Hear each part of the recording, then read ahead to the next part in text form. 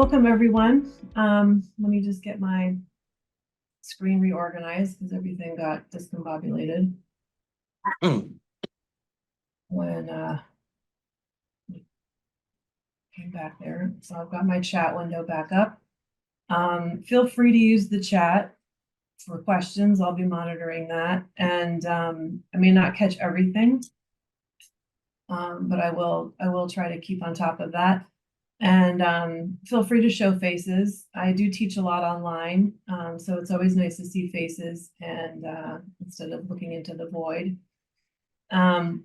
So anyway, before I start, I just want to give a special thanks to Heather Wood, Florence Leroy, Ian Borthwick, Charles Rumball on the publishing side, who worked on the book and helped promote it, and David Reynolds, Tristi Tanaka from BCS Women, and Andrea Palmer, BCS Project Management, and Enrico Corella, and Simon Wallace on the volunteer side, who all welcomed me here on the event side. It really does take an army of people to give a single title like mine some life, and that's never lost on me. So I really appreciate that.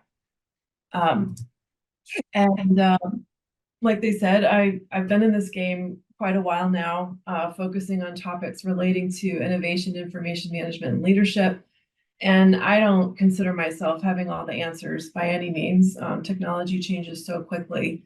But the problems that we've been experiencing with cross-discipline partnership and executive sponsorship and change management, project management and ethics, data quality, governance, those are all problems that we've seen before over the decades. And successful navigation comes down to solid execution of fundamentals. With AI and other advanced technologies, the problems that we're experiencing will only happen faster and with bigger consequences. And so our grasp of these basic matters. And so to those of you online, I invite you to add your experiences and insights in the chat. One of my favorite things about virtual presentations is the ability to have sort of lively side conversations, and I welcome you to engage in that.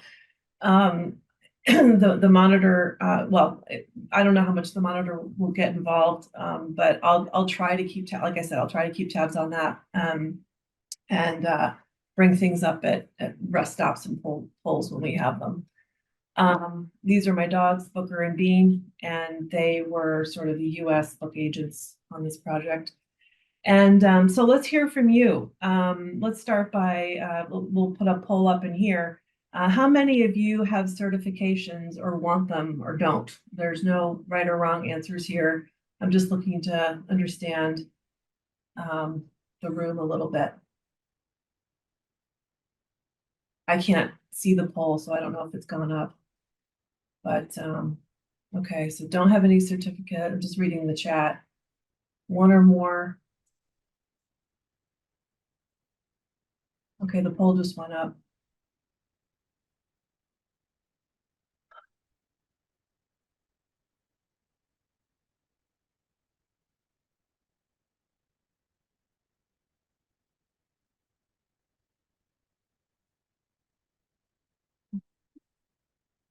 Don't have any, but interested. How about in the room?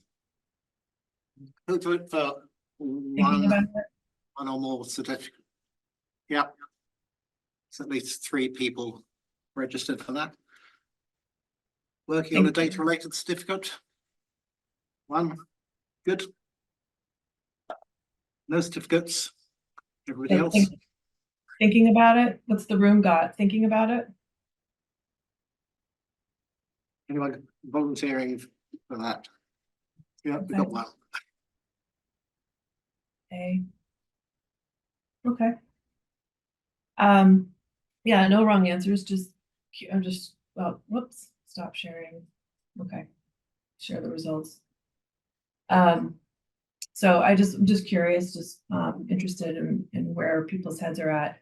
And trying to, okay, so why you're here.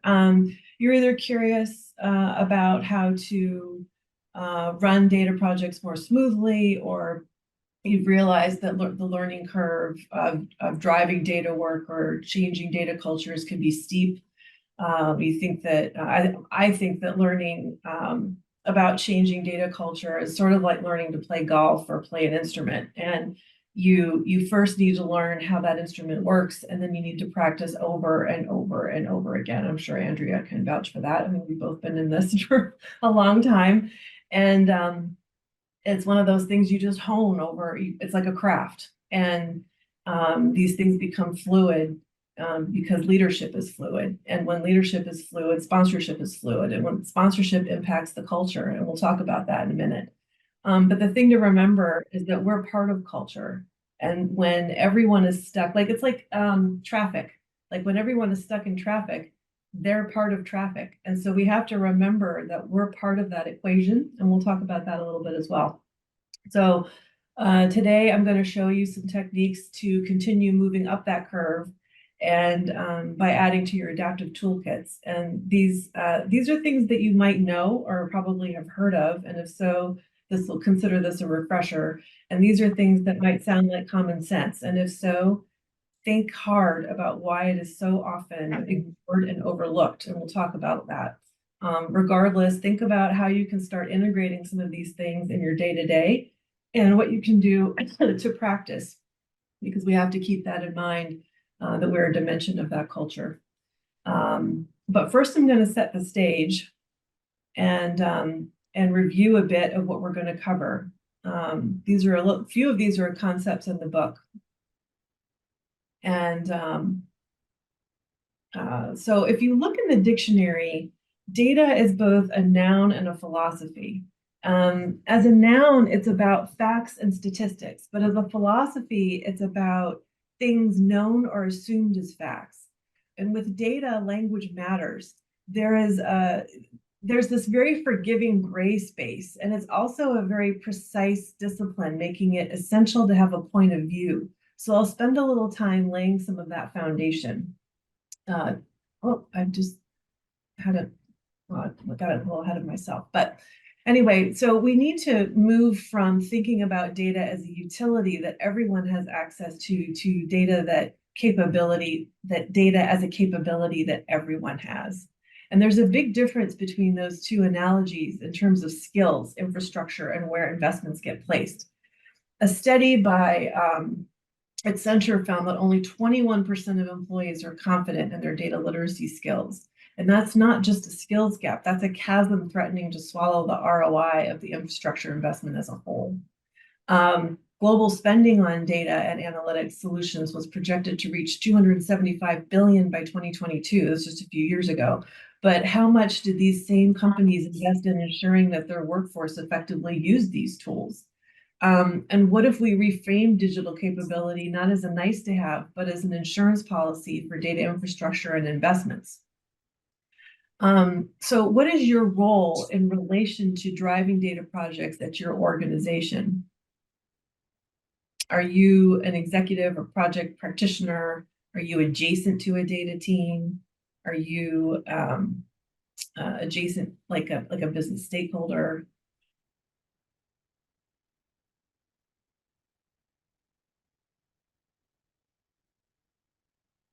People in the room think about their answer and we'll come and collect the result in a moment.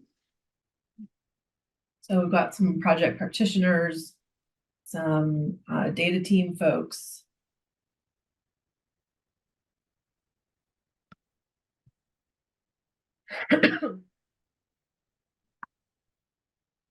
Data scientists, maybe. So in the room, do we have any executive leaders? Oh, Any leaders online? Project lead practitioner, must be a few of those, yeah, a couple. Yeah, most practitioners. Adjacent data team role, some other role. A few. Oh, yeah, we got two. Done, and not just one. So. Okay. Okay, I'll share those results. Okay, so the irony with data projects is that to gain greater mastery of the technical aspects of data, we have to invest more in our human skills like critical thinking, collaboration, qualitative assessment, decision-making, and empathy. And thinking is an innately human philosophical process. So think about that in terms of relation to data.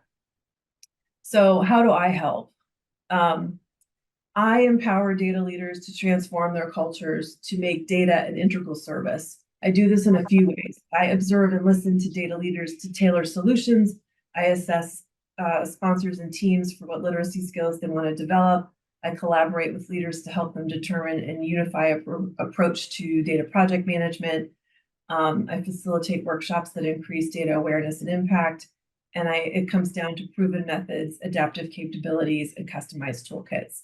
But methods alone and tools alone don't shift culture.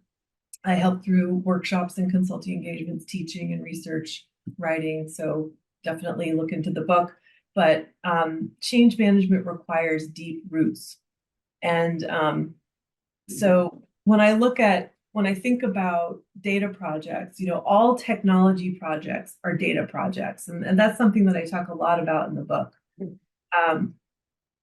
I'm just gonna look, I think someone's maybe not on mute. There's some background noise. I'll just there we go. Engagement, development, and enablement. So data transformation is more than just project management and ticket management. There's a heavy amount of change management. And every opportunity you have to educate your stakeholder or be a strategic partner, you need to take it. So we'll talk about that in terms of the methods that I'll discuss. So the methodology in the book in driving data projects was inspired by the systems development lifecycle, software development lifecycle. It's an approach used in the technology sector to solve business problems. And the SDLC is a process that aims to produce high quality systems that meet or exceed customer expectations by planning, creating, testing, and deploying an information system. But for many in the technology sector, this framework isn't new. But in many technology engagements, key phases of the full life cycle often get skipped. And in the bulk of technology projects fall into the implementation phase, particularly for engineering focused cultures. I'll just take a show of hands or your thumbs or whatever. Has anybody experienced this in more sort of technology or transactional cultures where it's very implementation or execution focused, and the planning and the evaluation part kind of falls off? Yeah, the sort of people side kind of falls off. And they rationalize it by saying they're scrappy, or they rationalize it by saying they're running really fast. But when you're cutting corners like that, you're lopping off a lot of the qualitative aspects of the method. And when you cherry pick and adapt that way, the first and last phases often get cut off for pure implementation and execution. So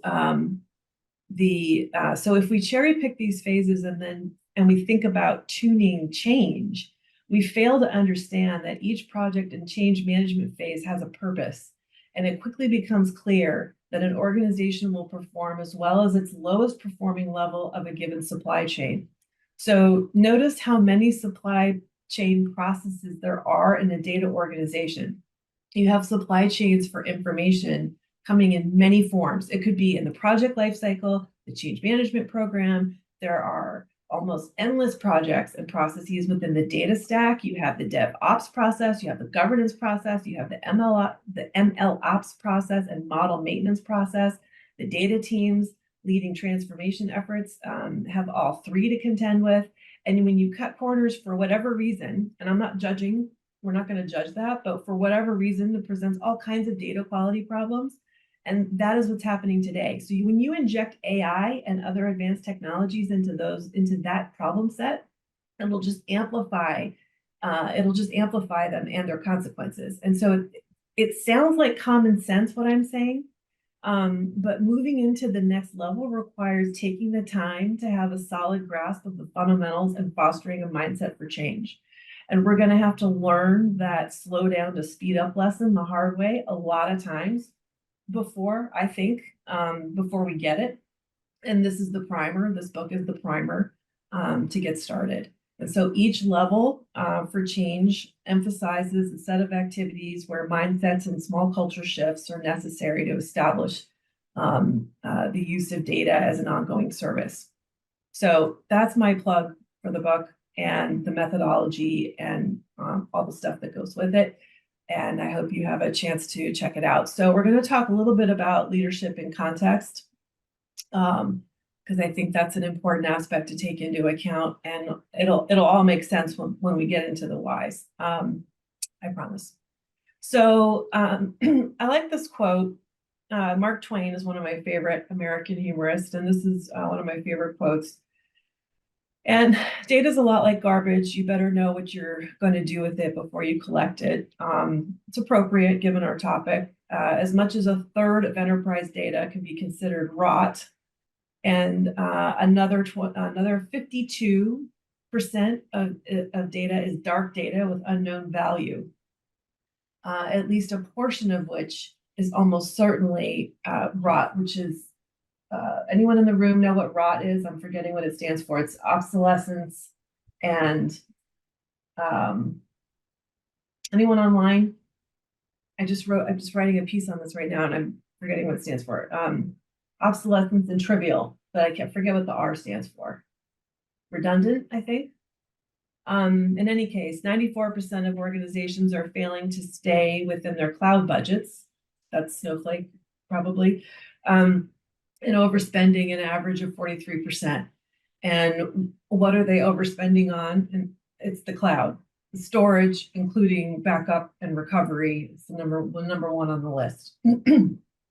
So this data tech debt is a huge, huge problem. And so looking at leadership in context and thinking about how data requests come into the data team when you're thinking about managing data projects, right? So think about how data requests come into the team and Rice, yes, thank you.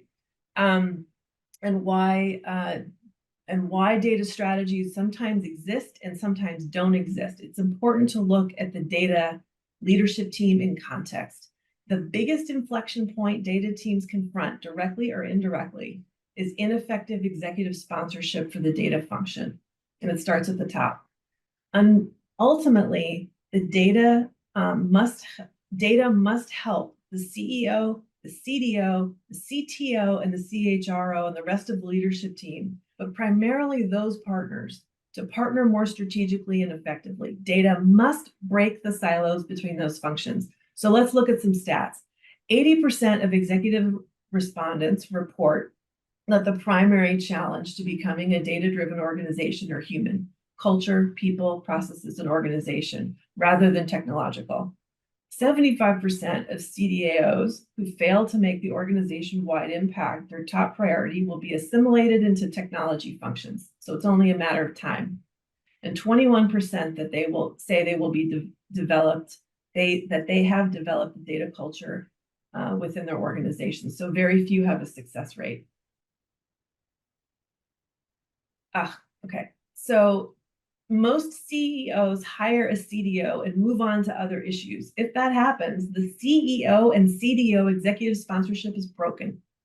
The CDO has 18 months to 24 months to make an org-wide impact, but is not budgeted or resourced to do so. That means that the CEO and CDO's sponsorship relationship is broken. The CEO is looking at that as a checklist item. So if the CDO thinks that they are sponsored simply because they are hired, they are not truly sponsored, which makes their ability to sponsor within their own function limited.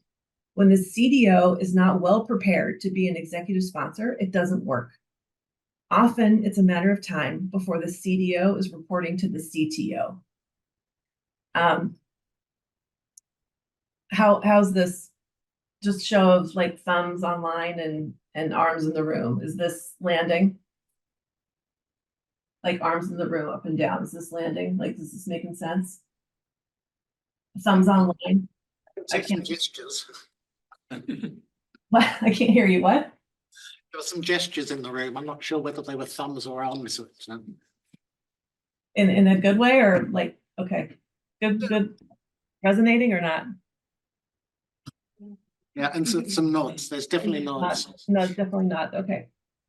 So then we're left to, it's left to the single project manager to do the majority of the influencing as the single change agent, which does not work, which is why so many data projects run into the IT backlog. Lack of proper CEO sponsorship impacts the CDO relationships with peers, and the ability to partner effectively. So it could turn into a a Chief Technology Officer waiting game. This makes the LT relationships broken. So with an ineffective CEO relationship, the leadership team peer relationships are broken. If the chief data officer thinks that they're sponsored simply because they're hired, they truly aren't sponsored, which makes their ability to sponsor within their own function limited. Then the CDO isn't well prepared. It doesn't work. And by this time, they're 18 months that are in running the IT backlog. The CTO is like, welcome, I've been waiting for you, right? So how many of you have had strong sponsorship? And this is how I'm describing sponsorship.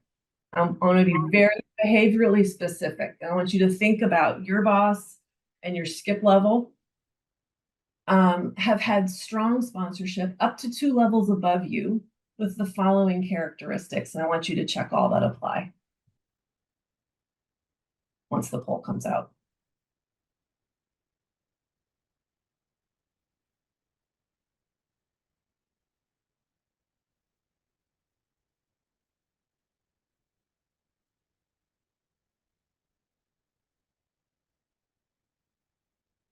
So you've had leaders with strong communication skills and they're vocal and articulate and they've been able to influence. That's good. Awesome. Visible. We've had some good visible, good available. Good. That's good. And these are people that you've had C-suite. These are C-suite leaders.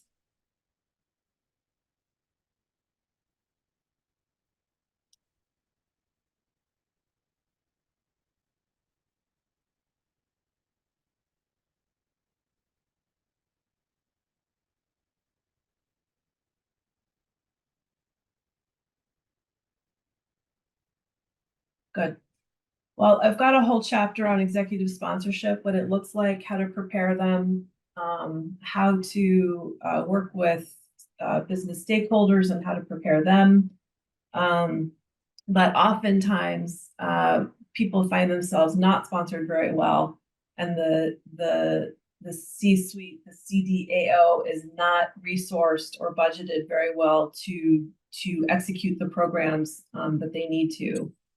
They might make those things, they might think those things are true of them. Reality might say different. Stephen, can you say more?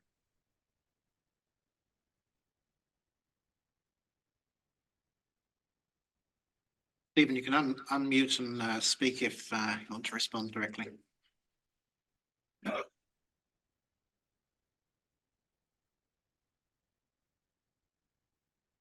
Stephen, do you want to elaborate?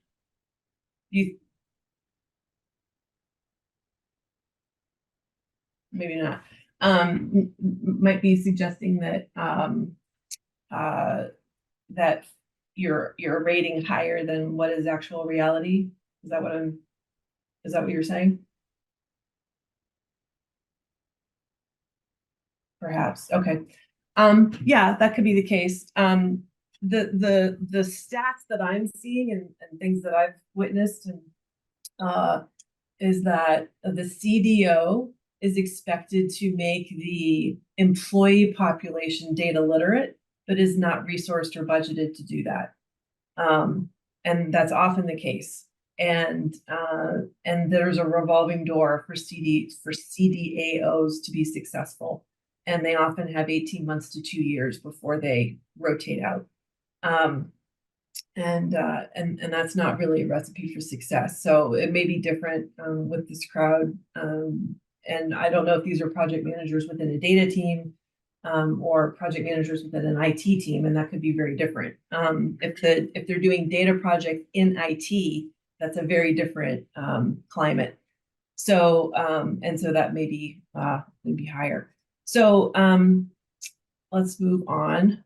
But the good news is that there is a lot of opportunity to increase efficiency, educate partners, improve data quality and accountability, and ensure long-term success of data initiatives. And that organizations are never starting from nothing. There's always a, There's always a thought that, there's always the thought that when people look at maturity curves, that they're not starting from where they should. They're always starting from like the lowest in maturity possible, and they tend to feel bad about that. I talk about that a lot in the book, and they shouldn't. And that they want to be in the upper right, and they want to be in the predictive automated data. That's a very expensive spot to be in the maturity curve, and that's not for everyone. And I talk about that as well. So you are where you are, and that's fine. And you just need to learn to take the next step. And the book talks a lot about what that next step should be for you. So tools and context. So if we're in a culture that incentivizes us to cut corners, like we talked about, for whatever reason, where we're lopping off the beginning and ends of our processes, and that becomes permissible, then asking why and being curious is no longer operationalized or ensured to happen. If only some people do these things, these practices are not repeatable. So what does it look like to, so I just put a little bias table in here just to underscore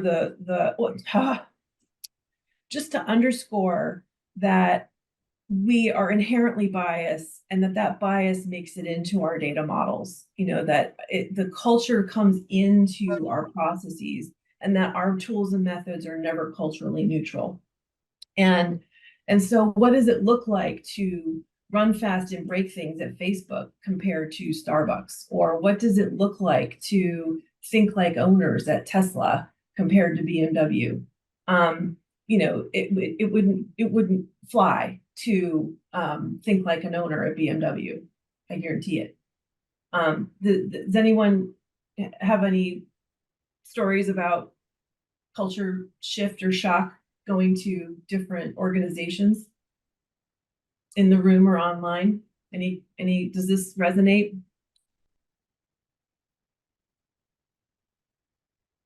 We'll just move to a poll. We'll just move to the chat or waterfall or in that. What's one word, that is the most significant cultural bias in your organization that affects data tool selection or project management or project methodology, sorry. So if everybody online can type their one word into chat, and everybody in the room try and take turns to shout out an answer. Okay. Go on, someone. Go on. Silence in the room. So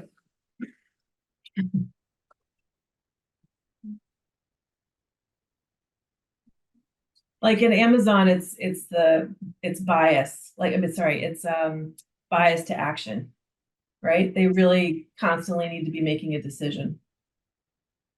Scott's saying once driven. What's that mean, Scott?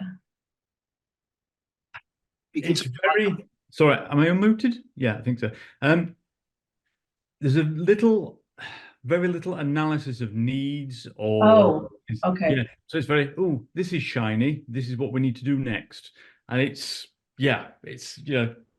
chasing a bit of tinfoil blowing around. It's not thinking things through. So it tends to be quite spontaneous, let's do this now.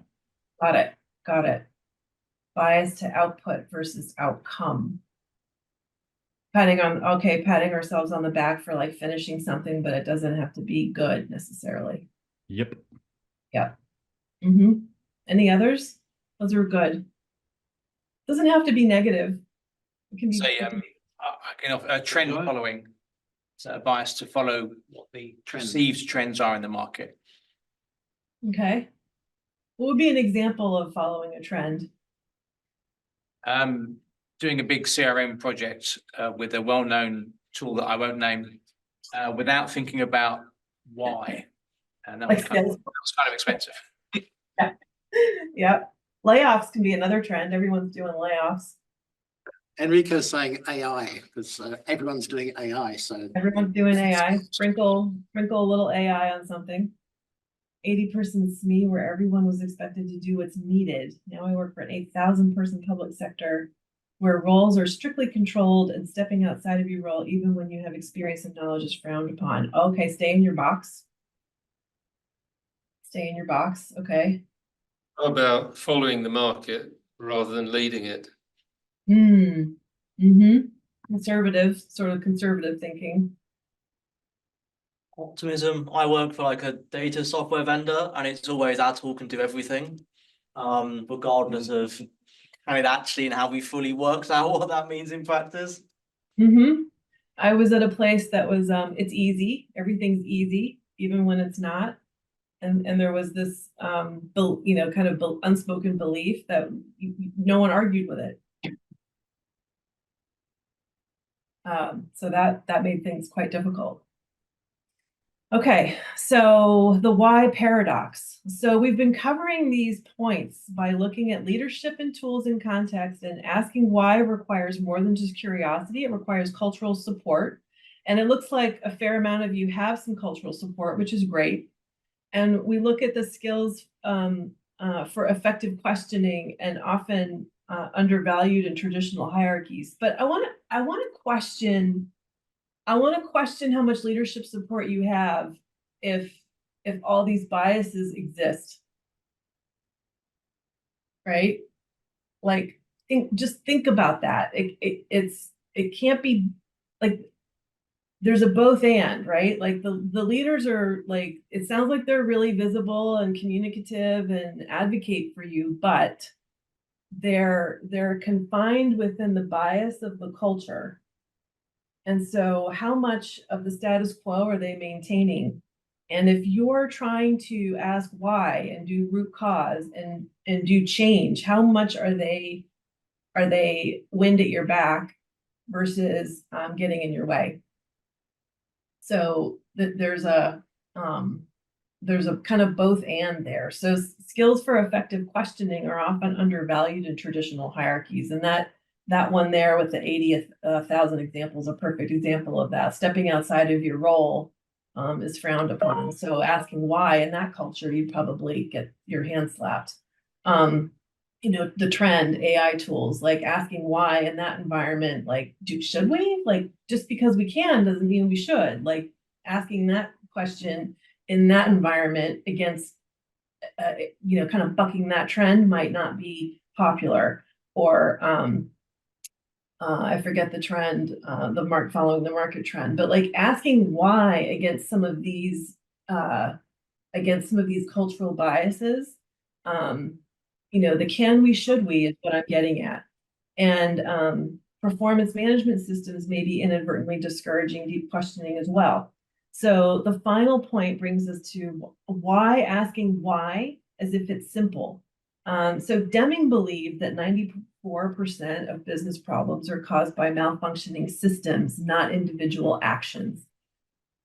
Some say the quote implies that blaming people for the results of a complex system is pointless. Others say that it's a calming reminder that when something feels like a senseless bureaucracy, it may be working perfectly, just not for you.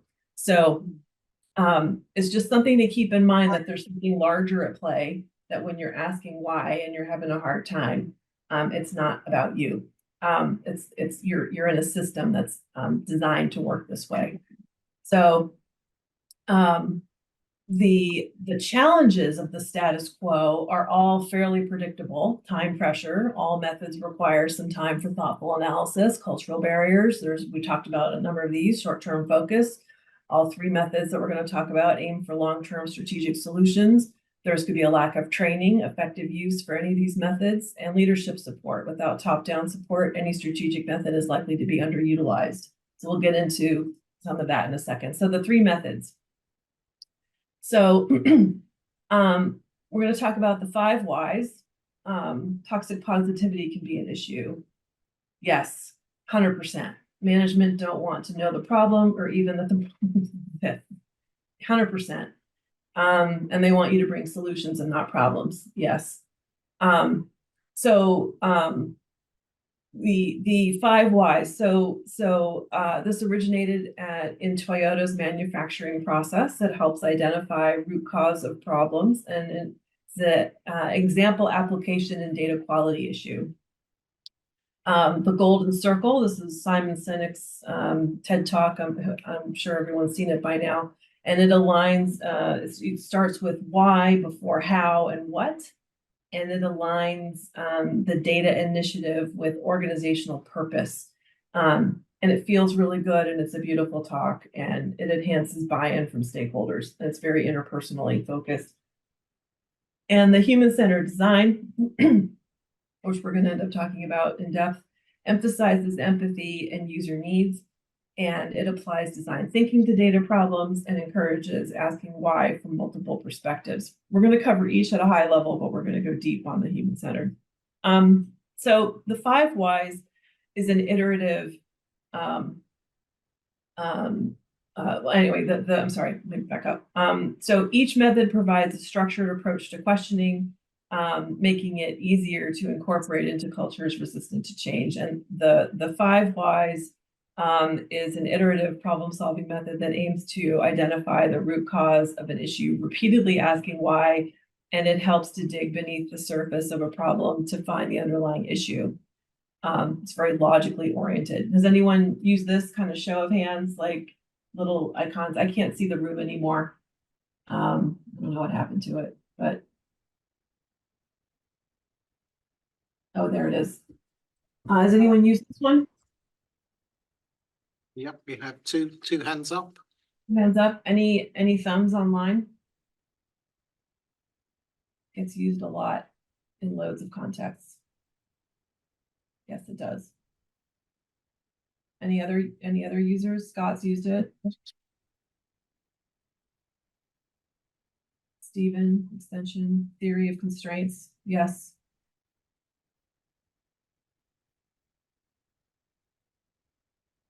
Tangent to that, has anyone read The Beautiful Constraints? It's a really great book. I highly recommend it. Waterfall question. So in one, well, if no one's, does the lack of engagement mean no one's used it? Show of hands if no one has used it. Like unfamiliar with it. Are you unfamiliar with it?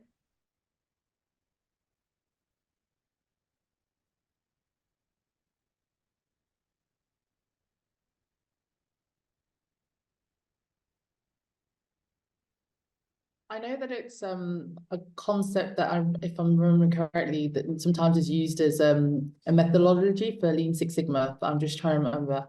I haven't used it practically, but I know that it's something that sometimes is used as well as a methodology in Lean Six Sigma. Okay. So show of hands, thumbs up if you have not practically used it.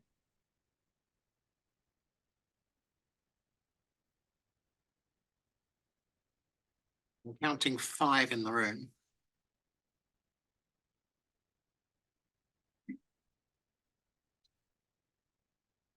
Not practically used it.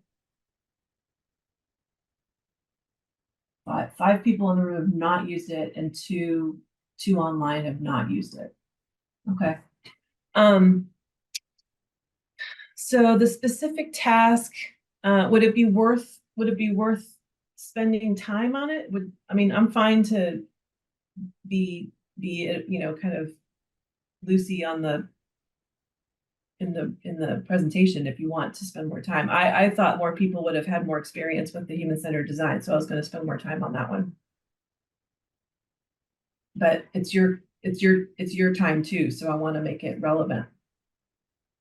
But I need you to show me thumbs. Like, how do you want to? I can't hear.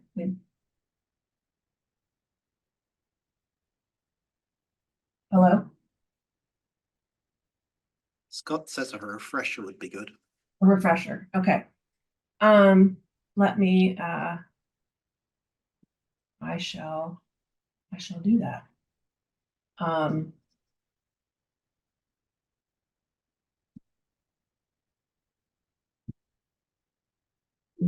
I have a section in the book that I'm just gonna pull up, and show you.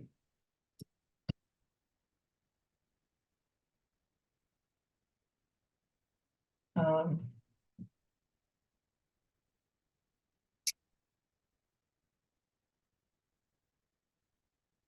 So it is so basically you are, you're asking this question to go deeper and deeper on a key problem. And I'm just looking for the example in the book, because it lays it out nice. And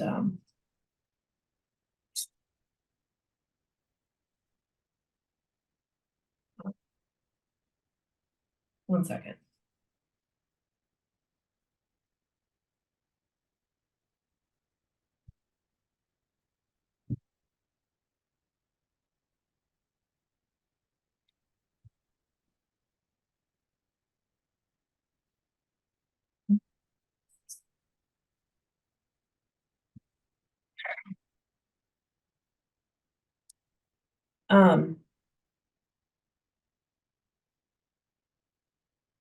Let me just give me 1 second while I find this.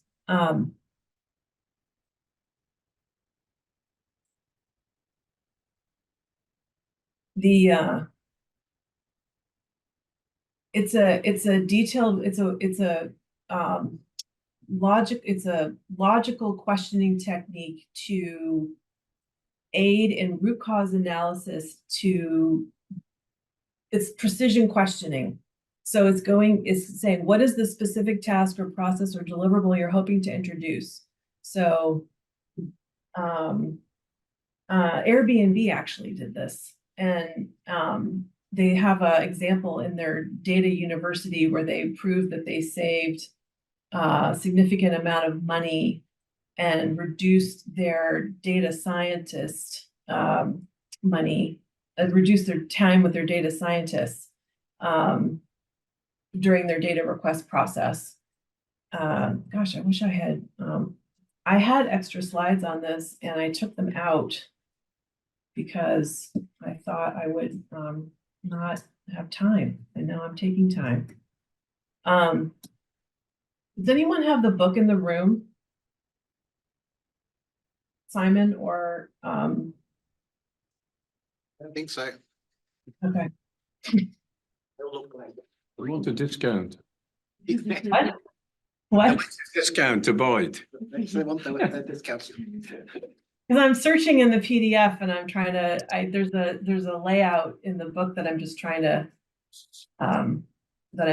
find and quickly, and I'm not finding it quickly. Well, they'll have to go out and buy the book. All right, well, I'm sorry that I can't, I was gonna do it really fast, but anyway, all right, well, I'm sorry, I can't find it really quickly and I don't have the spare slide. I did do a blog on this, so I will, I'll follow up. Who asked the question? George? Who asked the question? Who wanted the deep dive? Scott was saying a refresher would be good. Yeah, but I don't remember, well, anyway, I'll add it with the slides and awesome, Scott. I'll add it with the slides and they can send it out with the slides, but I'm really sorry about that. I knew I should have put some more context in here. And I just don't have it memorized because I'm in menopause. So it's a precision questioning logic tree and it goes deeper and deeper and deeper, and it helps get to root cause analysis and digs beneath the surface, and it helps you get more precise answers. So since the room has not used this tool very much, I'm curious if this makes sense. The Ishikawa diagram. Is that the fishbone? Enrico? It's kind of like that in sort of in that it gives you that level of specificity, and fishbone is a sort of precision questioning technique. It's kind of like that. Yeah. And the questions in the Ishikawa approach is similar. Has anyone done fishbone? I see one in the room. Anyone online done fishbone? In the I mean, room. I did it as part of my Lean Six Sigma course when you're identifying root cause. So Yeah. root cause is like you Yeah. can do Yeah. the 5 whys or the fishbone. Those were kind of Yeah. the two methodologies. Yeah, similar to that. So using that as your perspective, what's the biggest obstacle in your organization to translating ad hoc requests into something strategic and quality focused? Data quality. Data quality? There's so much muck in there that it's like, yep, the answers you're getting back don't usually make sense sometimes. Okay. Silos. Silos are a big problem. Changing requests from leadership, change in scope, feature creep. Nice, these are good. Any All other right. things in the room? Yeah. Unclear benefits. Unclear benefits. Is that related to an unclear question? Well, if you can't elaborate on your data request with good reasons for benefits, it might not actually get to a strategic level. Yeah. Okay. All right, so let's move to Simon Sinek's Golden Circle. So the Golden Circle is a concept that prioritizes the why, the purpose, before the how, the process, and the actions in an organizational strategy and communication. It emphasizes starting with the core, the purpose, to inspire the action and drive decision-making at all levels in the organization. So Sinek uses the example of Apple and gets to the purpose of Apple and in the TED Talk, and it's it's a really good example, and it talks and you can feel the difference in the Apple product, using the Apple product and using the Microsoft product, particularly in the early 2000s. There was a real distinct difference. And so has anyone used this approach? Has anyone seen the TED Talk, customer centric?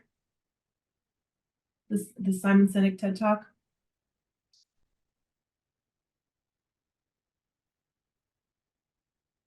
It's pretty, I'll share a link to this if no one has been exposed to this. Start with why. Anyone read the book? So imagine you have a data strategy kind of magic wand. What's one change that you would make in your organization to instantly improve the alignment between ad hoc data requests and strategic business goals?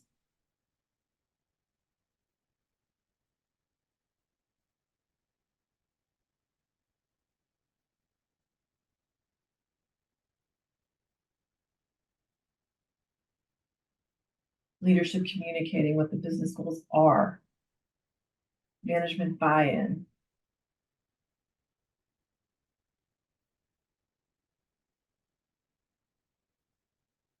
Any thoughts in the room?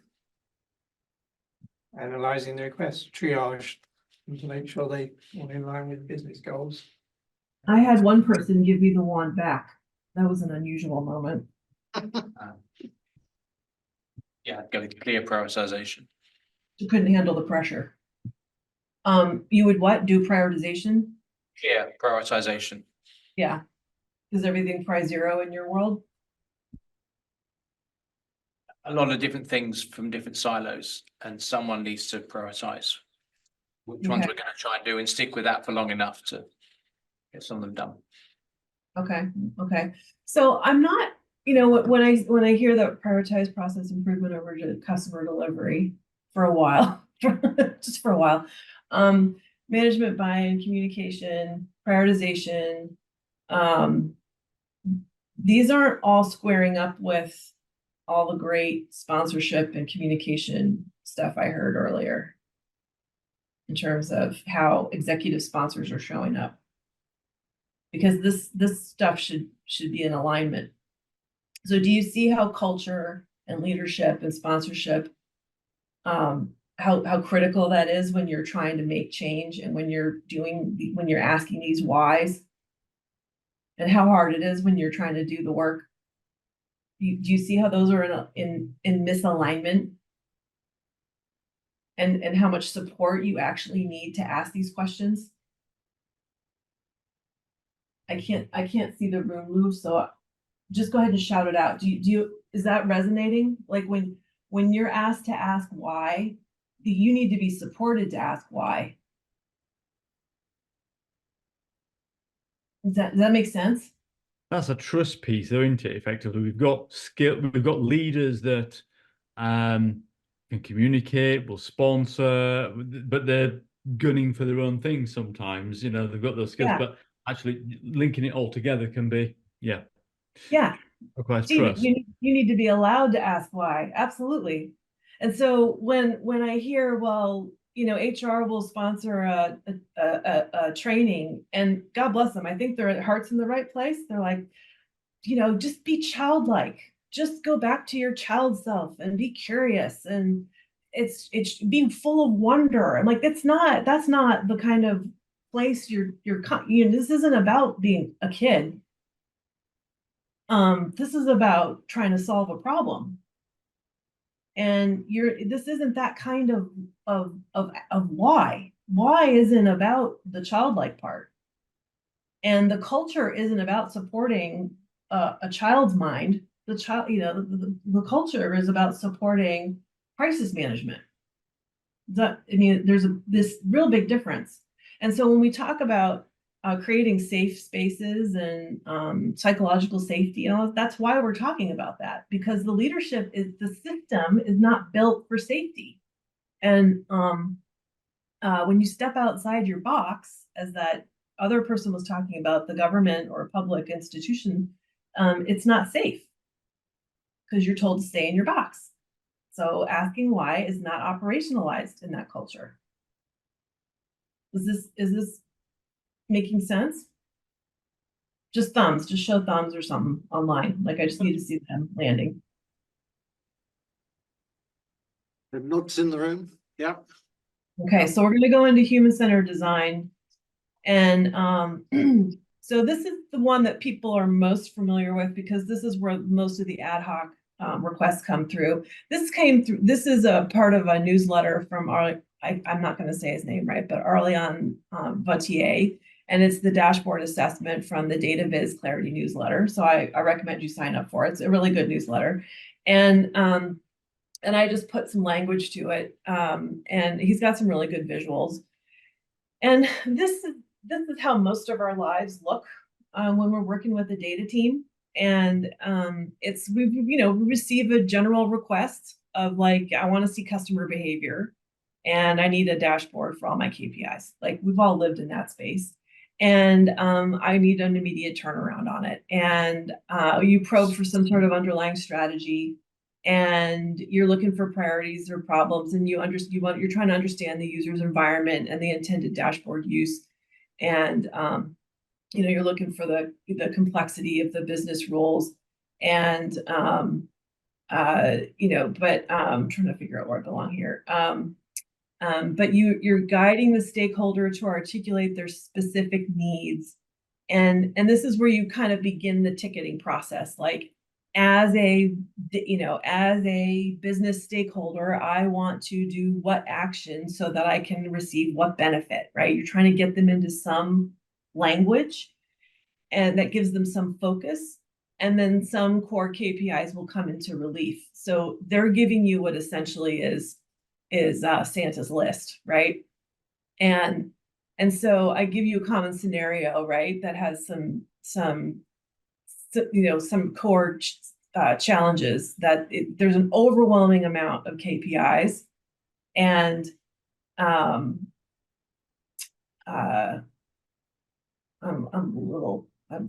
turned around. Hey, one second. Let me find what slide I'm on here.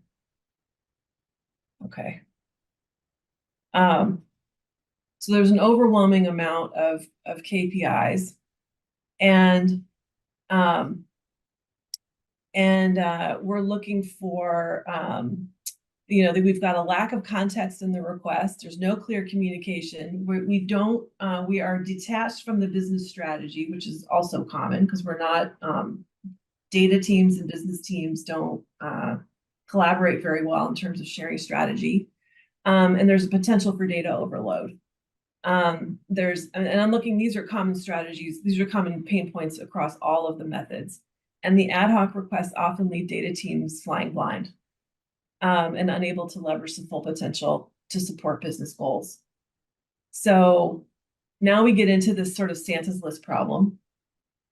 And because the requests are vague, and we are agreeing to handle, X number of KPIs without questioning it. And this happens often where the inertia of the day gets to us, and we just sort of take it without thinking, right? We don't always stop and pause and get the background, and we risk multiplying it by the number of dimensions to use each KPI. So we will then create charts based on this and finally combine everything into dashboards. While this perspective may seem simplistic, we rarely design dashboards for just one KPI, and we encounter products that contain 15, 20, even 30 dashboards.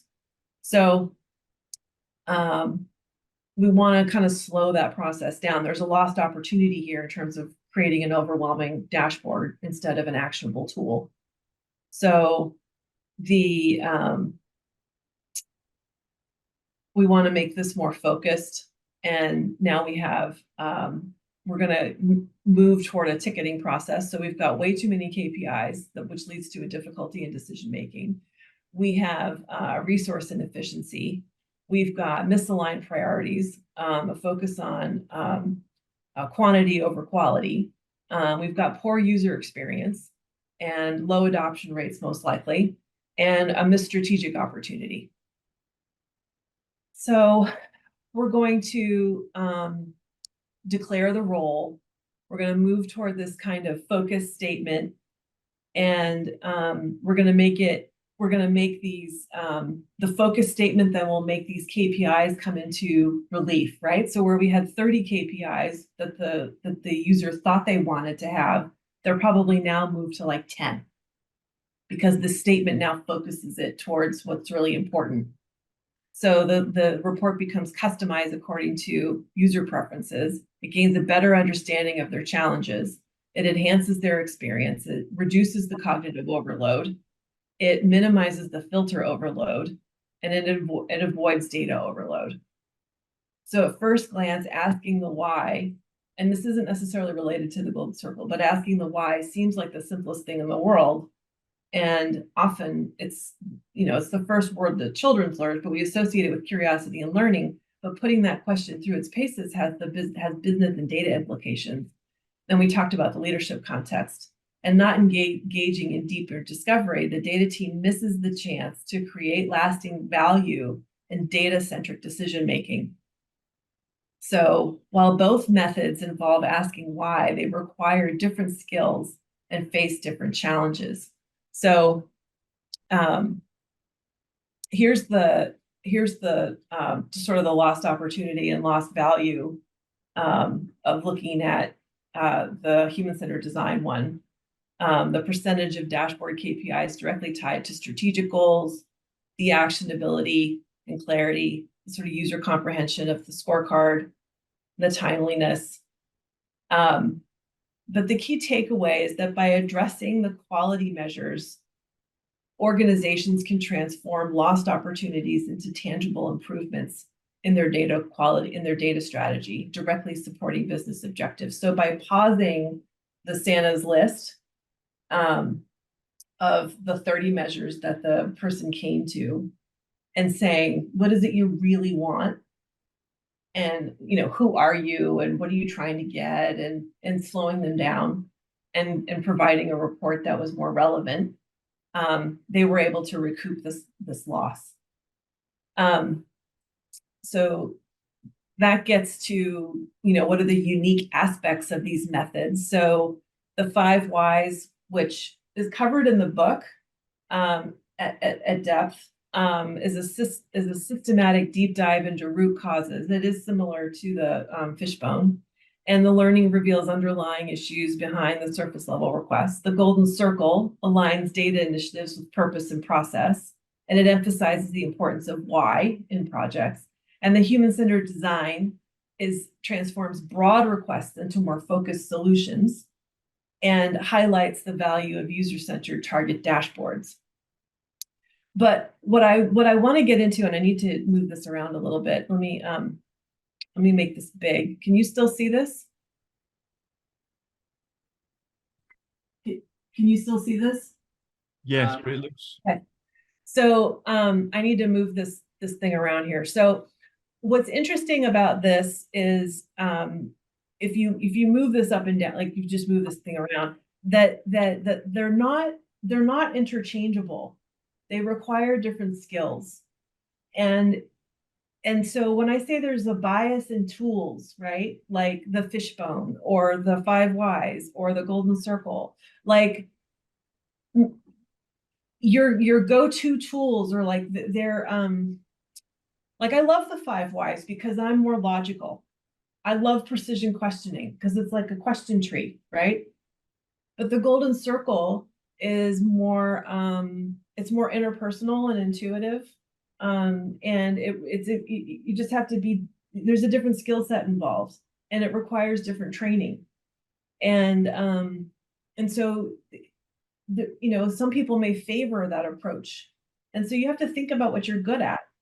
And you know, so think about the bias of tools, that there's never any tool that's neutral, and you're never neutral with a tool.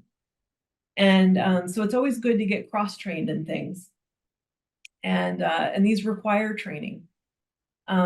So it's just something that to not take for granted. So I would highly recommend kind of looking into these different methods and you know, using different methods to look at problems from different perspectives and maybe getting different things out of them. And I just think that this is an interesting way to kind of look at the complexity and the potential, you know, the potential pitfalls and the skills required, you know, and remembering that tools have a bias, that we have a bias, that cultures have a bias, and that it's never just about us and the simplicity of asking why. So I just wanted to kind of, you know, drive home that point.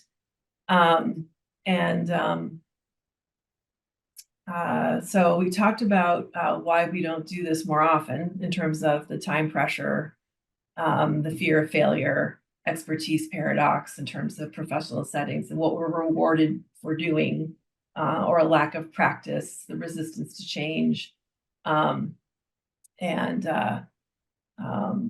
know, we talked about the key takeaways, some things that you can do in terms of, you know, today, you know, kind of implementing question time in your own meetings, you know, looking at techniques or encouraging questioning at all levels of the organization, balancing inquiry with action and decision making, reward and recognize insightful questions, lead by example, and take one specific action in your role for a why toolkit. You know, tag this on LinkedIn to say that you're working on it. You can advocate for proper executive sponsorship. You can develop a sponsorship roadmap. There are a lot of tools and worksheets in the book to help you do that. Develop and communicate a clear data strategy, foster a culture of curiosity and continuous learning through developing learning programs and encouraging experimentation. These are things you can start from your own role out, and work with your manager to get sponsorship to do, to get their advocacy to do. And there are, like I said, there are questionnaires and worksheets to help you cultivate sponsorship in your manager. A lot of managers and executives don't know what sponsorship looks like. They'll sign up for it and they just won't know what they're signing up for because it's never been behaviorally specific to them. So it's something that you can do kind of managing up with them in a lot of ways. And I've had to do that as well. So aligning data initiatives with business objectives, regular strategy alignment sessions. A lot of the stuff starts grassroots. I'm sorry? Oh, let's see. What else? Breaking silos. Strategies for cross-functional data collaboration. So something, projects to consider, strategies or, elements to develop and what they are and their potential impact. Data as a common language, developing data as a common language across departments. The role of data literacy and fostering cross-functional collaboration. Doing these things and developing them as case studies for successful silo breaking initiatives. Solving a problem and creating a story out of it can be a big deal. Developing a newsletter out of that and making that a thing can help break silos. So I will culminate that with, I think we've stuck our landing. If not that, then a few minutes early. So what is the most valuable insight that you've gained from this time that's resonated with you the most?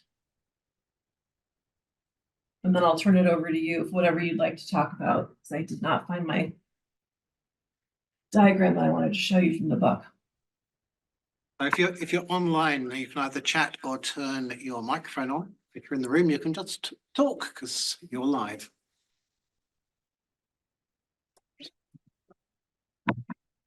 Valuable insight.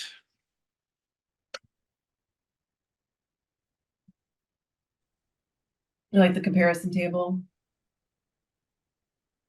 Yeah, that's a comparison table I think is helpful.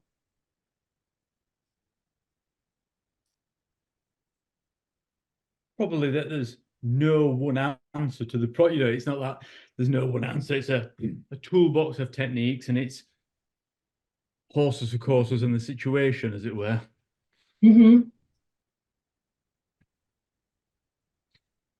Value of stakeholder empowerment. Can you say more about that, David?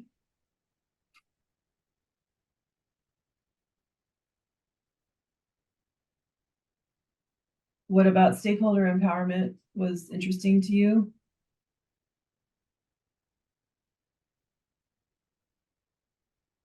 David, you can unmute and tell us directly if you wish.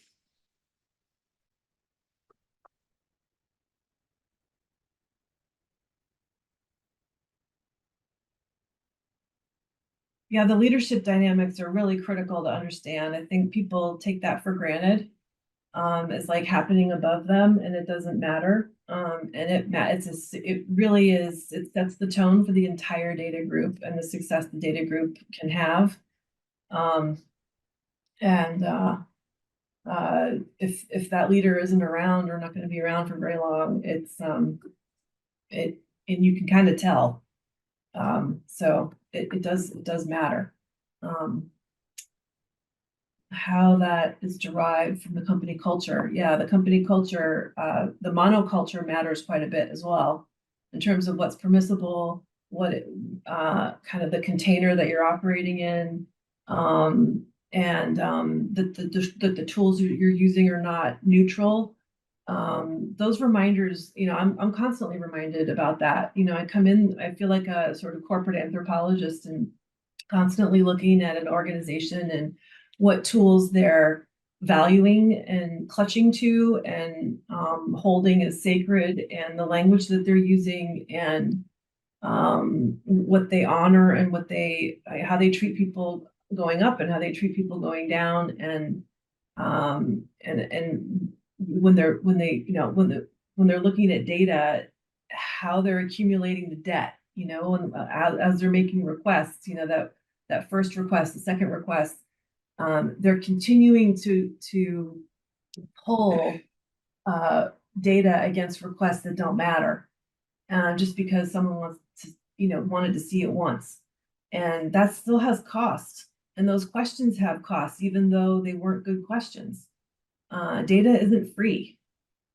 And we need to start being accountable to it. And the cloud, those stats I shared about the cloud, and the overspending that's happening in the cloud, that's gonna, with AI, the cost of AI is costing so much water right now.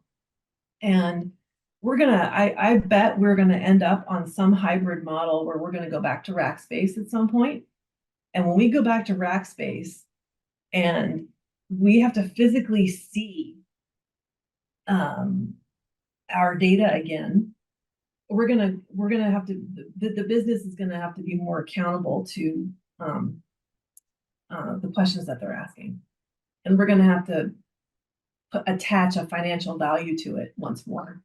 And not that we ever did, you know, much, but we're gonna have to get much more rigorous about attaching financial value to the questions that we're asking, I think. How data teams and business management teams should be more coordinated. Yes, I talk, the whole first third of the book, the first third of the book is dedicated to the data stack and the activities within the data stack, and how the business and data teams can and should be more coordinated in their strategy planning, and how the data team can, and then the second half of the book is a blended methodology between change and project management, and materials and checklists that can help them. But how they can coordinate their strategy to be, just how they can be more coordinated in their strategy together. And their strategy can lead right into their governance if they do it right.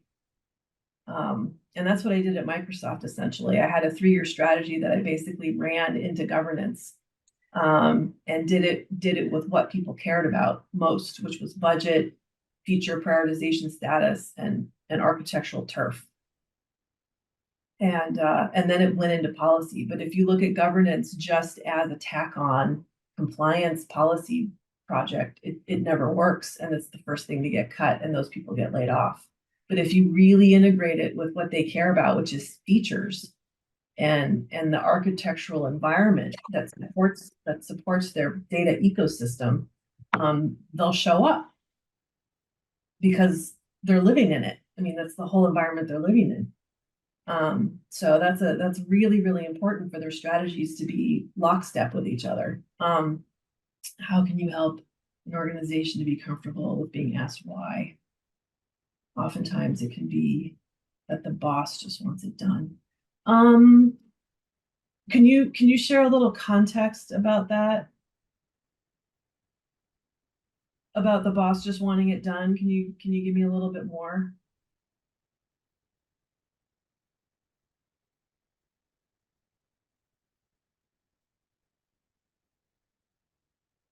David?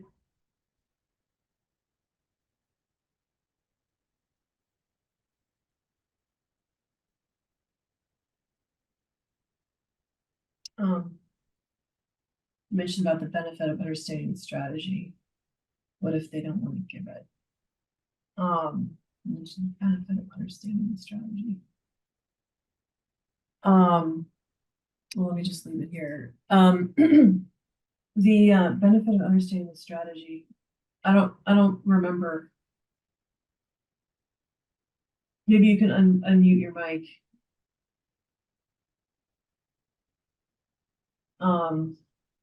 Or someone else who understands can jump in. I mean, yes, there's always the top-down directive. And yes, human-centered design part, making something that was more beneficial than the original basic request. The human-centered design example was sort of, that came in with everything in the kitchen sink. That wasn't necessarily a top-down directive. The comment that you made before, which was, the boss asked for it and wants it done, that wasn't everything in the kitchen sink. That was a little different. So if I just want something done, and that's the strategy, you'll always be able to get a little context from a strategic mandate, usually.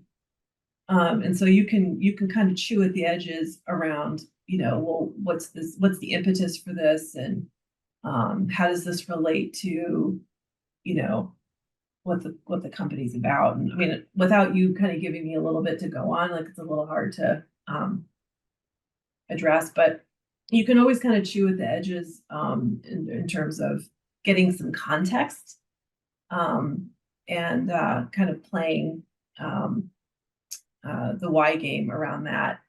And without knowing what sector you're in and kind of what business you're in, I would play with the different methodologies, the Simon Sinek part, and like, what's our purpose? Why do we exist, and kind of different aspects of it. And the 5 whys. Well, I'm glad it's been useful. But understanding why, kind of why you're in business and what sector you're in and what you're all about. There's a blend you could probably do between the golden circle and the 5 whys that could be maybe interesting. And just kind of understanding the top down bit. Anybody in the room have any questions or thoughts, or last bits?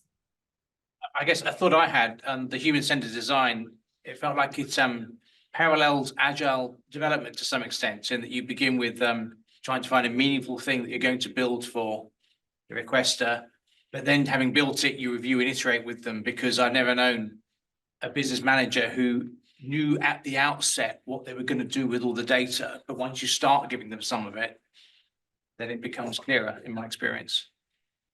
Yeah, but they should. I mean, they really should have a good idea with what they're going to do with it. They should know what kind of decisions they're going to make off of it. And that's their responsibility. And they should be accountable to making decisions off of it. Especially given what it costs. They're not yet. They've never really been accountable to it. But they should. Maybe the issue is how to get there. So senior management have a concept of what they want, but how you actually get there through your development isn't necessarily straightforward, is it? I'm sorry? How you get there is not necessarily straightforward, even if you have a good vision as to what you want. No, I don't think it's never a straight line. And I have, I have a slide in another deck around the clarity of requirements and the sort of impact of the nuances of language and the cost that can incur, right? And that being a data literacy problem. And how data teams can help shepherd business stakeholders in that.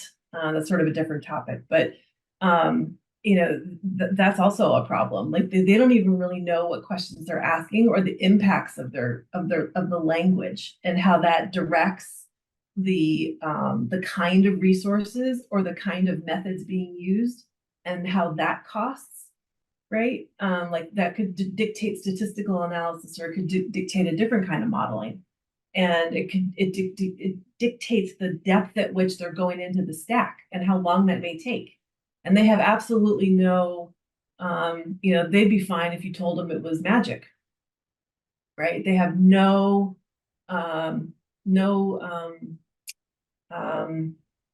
frame of reference for what they're asking. And that's something that can come out of that strategic partnership, is that level of education where the data team lets them know that, of like, hey, if you phrase it this way, this is what we end up doing. And if you phrase it this way and use these words, this is what you'll get. And you'll be able to answer it this way.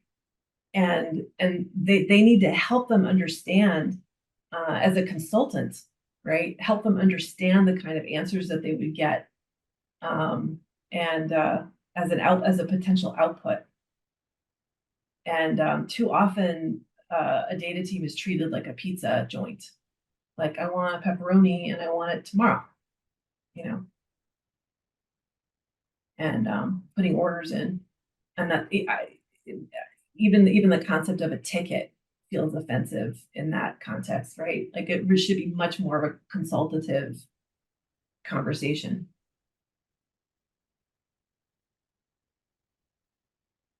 Is that making sense? I don't see any, no one's got their cameras on, so I can't really tell if I'm. Christine, it's a witching hour. I think we need to sort of wind up, if we may, Okay. unless there's a specific burning point that somebody wants to raise. Yeah. I've got a couple of points. One is, it sounds like your book has got a lot of really useful checklists and things that people should be looking at. And I'm sure each of us could find some things elements which they would find useful. So it sounds like a good read to me. The other thing is, on a sort of positive note, you mentioned earlier about data leadership effectively being subsumed into technical leadership. Well, I'd say data strategy is becoming more and more important, particularly with the progress in AI, where we need as much background data as we can get in order to get some benefits out of it. So, so I think that's good for data.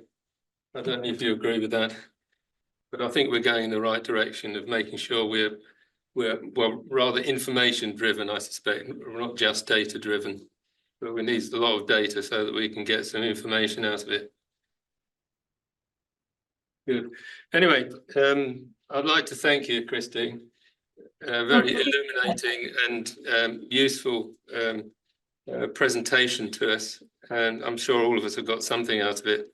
So I'd like to thank you very much for presenting to us, and thanks very much indeed.